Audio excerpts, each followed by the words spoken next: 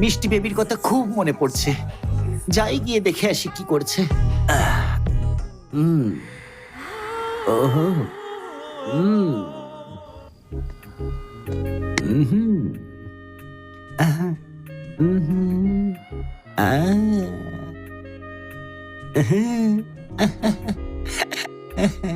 ও আমার সোনা, তুমি হঠাৎ এরকম চাদর কেন ঢেকে রেখেছো?